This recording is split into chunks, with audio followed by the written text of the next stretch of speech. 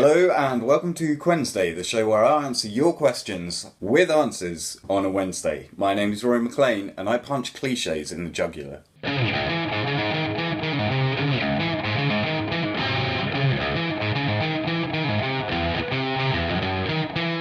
So firstly, quick apologies, I missed Qwednesday last week. As you guys know, I wasn't feeling very well. I've also got a lot of work on, and I'm moving house now as well. There's just loads of stuff going on. So I did go to shoot Qwednesday last week on Tuesday, Wednesday, Thursday, Friday and even Saturday. But I just couldn't get round to it, and anything I did I didn't think was really good enough, and you guys deserve better, I could do better, so I thought I'll just leave it and kind of wrap it up in this week. So apologies for that, but here is this week's Qwednesday.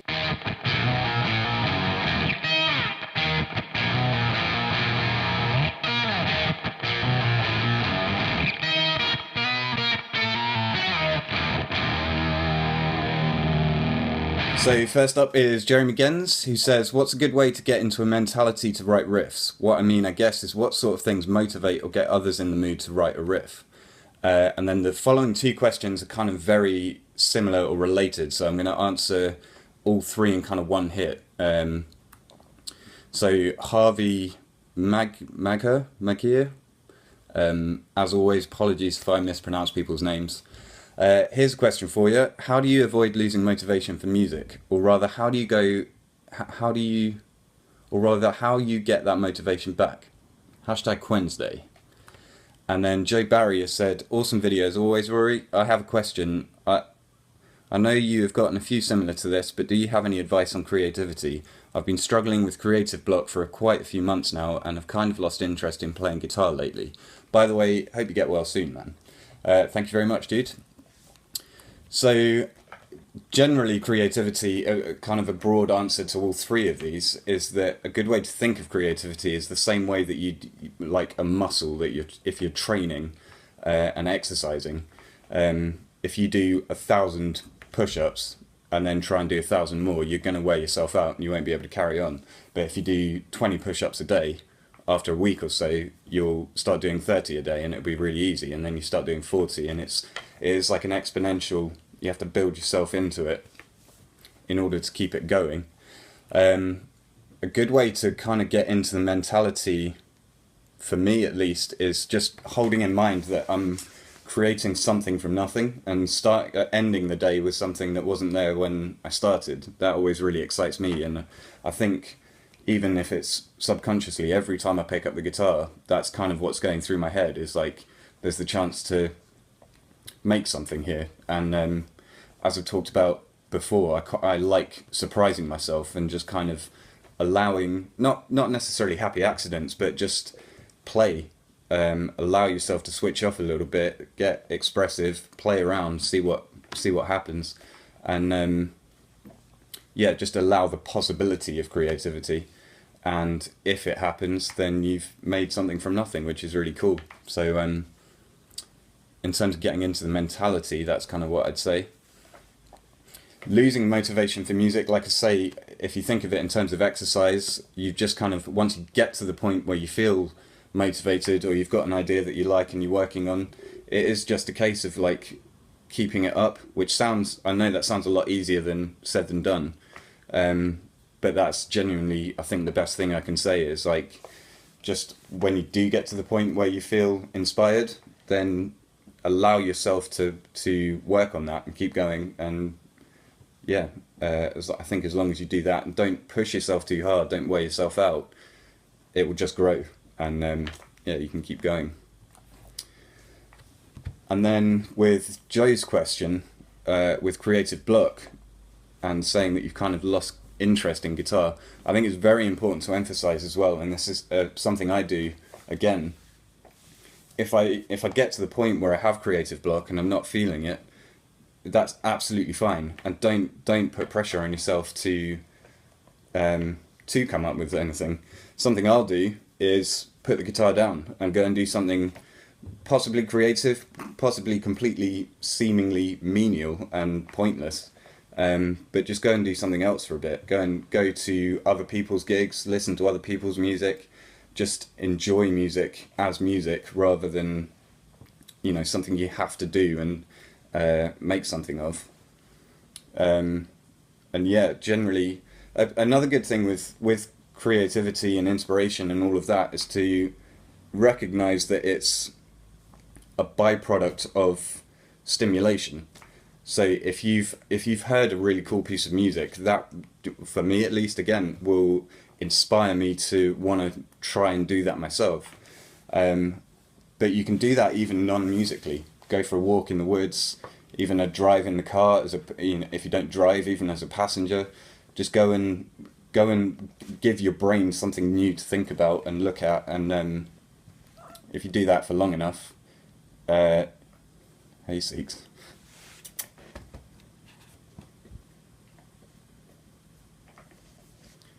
Yeah, if you do that for long enough, I think you'll find when you do get back to, you'll reach a natural point where you want to pick up the guitar again, and it will just start flowing. So if you're not feeling it, don't put any pressure on yourself. Go and do something fun, sketch, go for a walk, whatever it is, and you'll be surprised at how quickly you do feel inspired.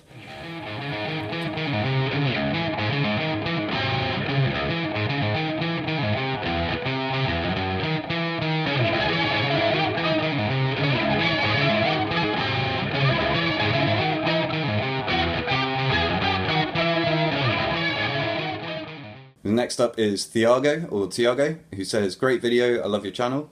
Thank you, dude. Could you tell us about your drums always behind you? Do you use it for recording? Thanks, greeting from Brazil. Sorry for my English.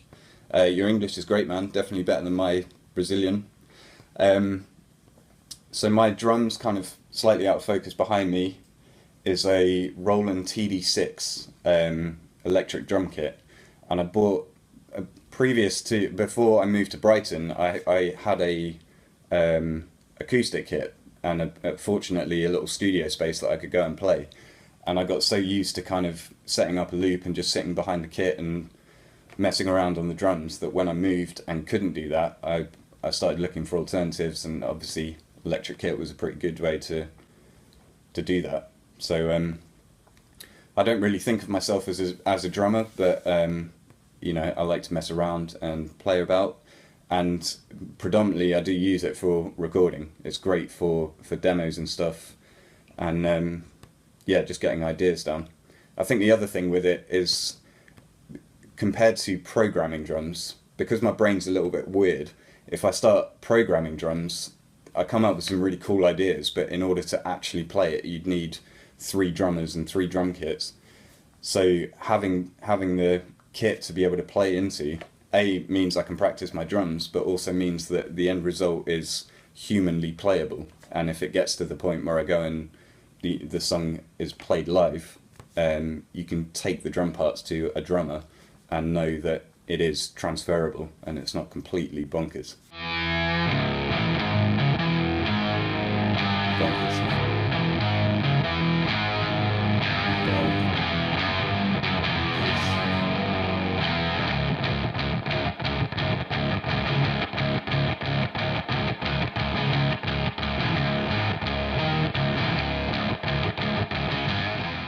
So next up is Nick Perez, who says, how do you take your first steps into learning lead guitar? I'm a rhythm guitar player myself and I want to start learning leads, but don't know where to start. Thanks, Diz. I love your work and I'm glad I had the pleasure to meet you. Smiley face.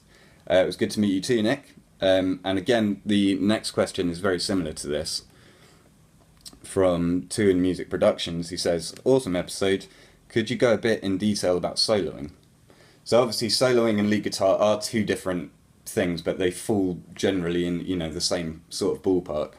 So with lead guitar, if you're looking to take your first steps into it, you obviously want to learn your scales, just get familiar with major scale, minor scale, and if you can, go into the theory with that and how modes relate to the 2 scales. And once you know your scales, I think the best thing to do, how I kind of got into it, is I'd set up a loop or sit down and jam with a friend, just come up with some very simple chord progressions and know what key you're playing in, and then just practice those scales over the top. It really is. I mean, it's not as easy as just rearranging the notes, but it kind of is. So with Two Music Productions question, could you go a bit in detail about soloing? I could try, but to be honest, I don't think I'd want to, because soloing is I think a large aspect of guitar playing that I just don't, I'm not a part of really. I wouldn't be qualified to talk about. I've just never, have always been about big chunky riffs, and the last couple of years I'm far more interested in the kind of subtleties of music and, you know, what it takes to write a good song. So soloing isn't really my area. So yeah, apologies, I can't really answer it. I just think I wouldn't be able to answer that very well. And like I say, I concentrate on other aspects. Soloing is the one thing I've never ever really wanted to do or done or concentrated on. So I wish I could, but I can't go into detail. Sorry, man.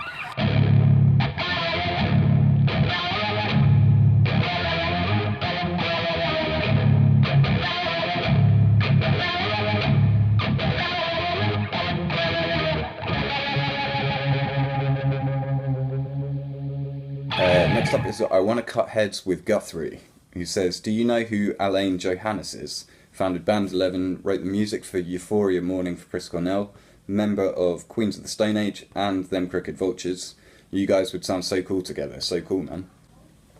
Firstly, that's like an amazing compliment. It would be wicked to jam with Alain Johannes. I do know who he is. He's a great guitarist. He also has a wicked series that he did for Dario's YouTube channel called Guitar Power, I think, where he just sits down with a load of different types of guitarists and chats about guitars, techniques, riffs. It's very cool. So it would be amazing to jam with Alain Johannes. I think I'm a little way off that yet, but who knows, maybe in the future.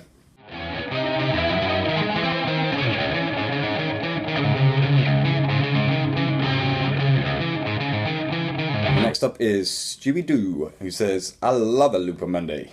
Question for you, what's the story behind the shark's teeth?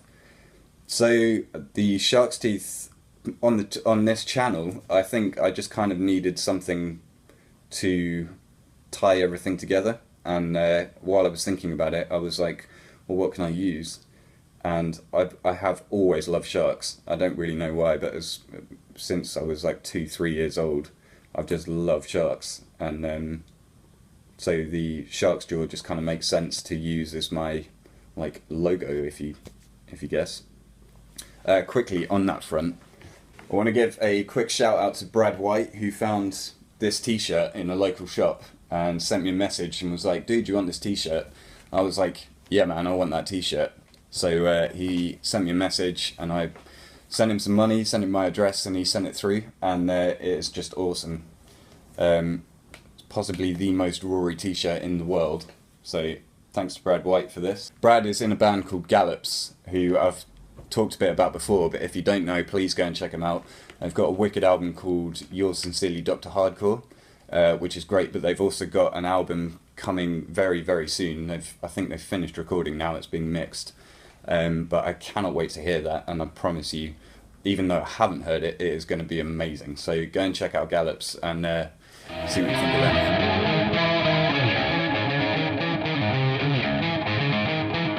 Lastly, we've got Damager, who says, these Looper Mondays are incredible, each one better than the last, smiley face. Only downside to them is that they are so short.